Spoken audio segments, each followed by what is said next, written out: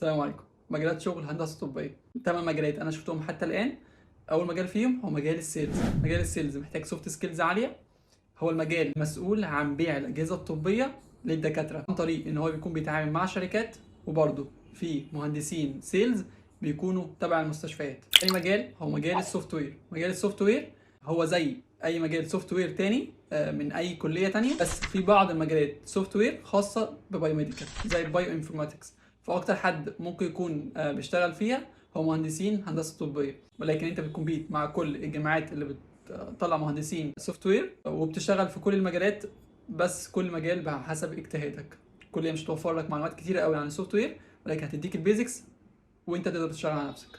في مهندسين كتير من بايوميديكال شغالين في شركات زي فاليو في مجال الامبيدد سيستم. ثالث مجال هو مجال السيرفيس. مجال السيرفيس هو مسؤول عن صيانه الاجهزه الطبيه اللي مهندس السيلز باعها. في حاجه اسمها عقود صيانه، ممكن برضو من غير عقود صيانه تكون انت تنزل بتصلح الاجهزه دي على حسب كل شركه. لو انت شغال مع شركات زي فيليبس، سيمنز، جي اي، فهي بيكون ليها فيلد سيرفيس انجينير بتقدر ان هي تبعته السايت بيصلح الاجهزه دي. مجال شغل محتاج سفر كتير، محتاج سوفت سكيلز عاليه، لان انت كاستمر فيسنج على طول. انت بتتعامل مع العميل طول الوقت، ودايما انت بتكون رايح للعميل علشان في مشكله. وبرضه انت ممكن تروح لعميل من غير ما يكون في مشكله، انت بس بتتابع الجهاز، بتعمل حاجه اسمها بريفنتيف مينتنانس بحيث ان الجهاز ما يعطلش وتتفادى الخسائر الكبيره. رابع مجال هو تقريبا الترقيه بتاعه الفيلد سيرفيس، ان هو تكون انت تير 2، بتكون ريموت انجينير، تقدر انك تاكسس الاجهزه دي، وتخش تشوف اللوك فايلز وتصلح الاجهزه دي بس من بعيد. مش انت اللي بتنزل السايت، اللي بينزل السايت هو الفيلد سيرفيس. انت ممكن تكون تير 2 ريموت انجينير، بتعمل حاجه من اتنين: يا اما تحدد المشكله وتعرف المهندس اللي رايح ده نوعا ما ايه المشكله، او رايح يحل انهي جزئيه، فنوعا ما بتحاول انك تدايجنوز معاه.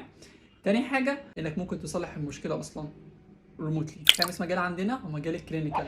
مجال الكلينيكال هو المهندس اللي بيكون موجود طول الوقت في المستشفى، بيكون مسؤول عن الجانب الهندسي في المستشفى. نوعا ما شغله اداري، بيتعامل مع المهندسين اللي جايبين بيعوا الاجهزه دي، بيتعامل مع المهندسين اللي جايين يصلحوا الاجهزه، مسؤول ان هو لو الجهاز هيعطل او كده هو اللي هيتواصل مع الشركات. وعلى حسب كل مستشفى في مهندسين كلينيكال بيعملوا حاجات بايديهم وبيصلحوا حاجات بايديهم على حسب الخبره وعلى حسب المستشفى.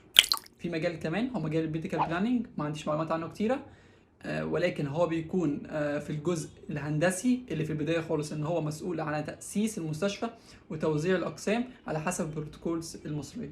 سابع مجال هو مجال الار ان دي.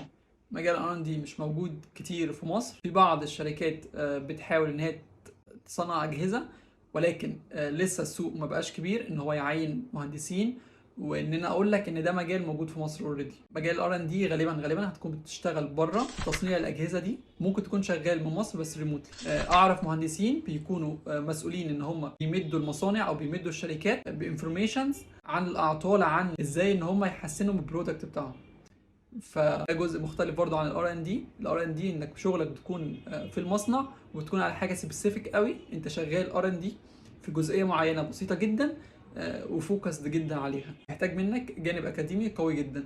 المجال الثامن معانا هو مجال الابليكيتور. مهندس الابليكيتور هو المسؤول عن تشغيل الجهاز، تدريب العميل على الجهاز، وبيحتاج منك ميديكال باك جراوند قويه جدا. الشخص اللي انا اعرفه هو دكتور اصلا وشغال في مجال الابليكيتور. سالته هل ينفع ان احنا كمهندسين بايوميديكال نشتغل معاكم في المجال ده؟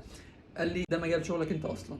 طيب هو ايه وظيفته؟ وظيفته ان هو يدرب الدكتور ويدرب الاوبريتور على تشغيل الجهاز ده، وازاي يستغلوا الجهاز ده في العمليات بتاعته. فاوريدي لازم يكون فاهم جزء من شغلهم، وهو قال لي ان بالخبره هتقدر انك تكتسب المهارات دي. مجال شغل فعلا ممتع جدا. المجال التاسع عندنا هو بروجكت مانجمنت. بروجكت مانجمنت في ناس كتيره قوي من خارج هندسه طبيه بتشتغل فيه، بس هو من صميم شغلنا احنا مسؤول عن تجهيز السايت، وهل السايت ده مناسب ان يجي فيه جهاز معين ولا لا، وايه الحلول اللي ممكن تتعمل. ملخص شغله ان هو بيكون مسؤول عن التعامل مع المقاول والتعامل مع الشركه، وينتجريت كل الكلام ده في ان الجهاز يركب في السايت بشكل مناسب. هو مسؤول عن تجهيز السايت، والفيلد سيرفيس هو اللي بينزل بيركب الجهاز، بس بيكون قبل ما الفيلد سيرفيس بينزل في حاجات معينه كده لازم تكون جاهزه في السايت. فهو بيكون مسؤول عن تجهيز السايت ده، وهل هو مناسب ولا مش مناسب. دي المجالات باختصار جدا. اللي انا اعرفها في مجالات تانية لسه ما عرفتهاش حتى الان. لو عايز معلومات اكتر بتعمق اكبر، انا شغال ان انا احاول اوفر لك الفرصه دي من قبل ما تخش المجال بتاعنا، عن طريق اني بعمل انترفيوز كده مع مهندسين في سوق العمل من كل مجال، بيكلمونا عن المجال بتعمق اكبر بكتير جدا، وبتفهم اكتر طبيعه شغل المجال ده.